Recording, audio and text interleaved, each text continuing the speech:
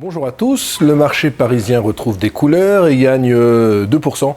Alors il faut bien comprendre une chose, en fait, le marché monte quand il y a une détente sur le 10 ans allemand et quand l'euro faiblit, c'est ce qui arrive aujourd'hui.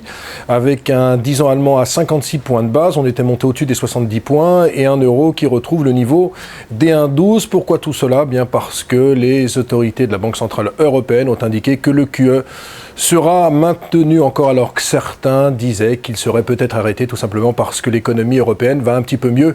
Mais comme on n'est pas arrivé au niveau de 2% d'inflation, il n'y a aucune raison que cela s'arrête. Alors l'optimisme à la bourse, c'est bien sûr l'Europe. C'est également le Japon avec le Nikkei qui a franchi les 20 000 points ce matin.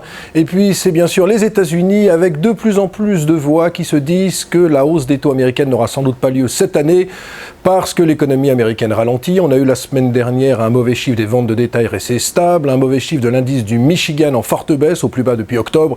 Et puis il y a toujours ce PIB américain au premier trimestre qui n'a progressé que de 0,2%. Alors tout cela aujourd'hui fait un tableau assez idyllique. Attention toutefois, parce que cela peut changer en ce moment, il y a énormément de volatilité sur les marchés, comme hier où il y a eu un spread, c'est-à-dire un écart de 100 points entre le plus haut et le plus bas sur le CAC 40. Alors aujourd'hui sur les valeurs honneur à l'automobile, avec Renault et des immatriculations européennes en hausse de 14% pour le constructeur français, l'action gagne 3,5%. C'est plus mitigé pour Peugeot, plus 2,1% sur les immatriculations européennes en avril. L'action gagne tout de même 1,5%. Enfin, il y a des recommandations qui pleuvent.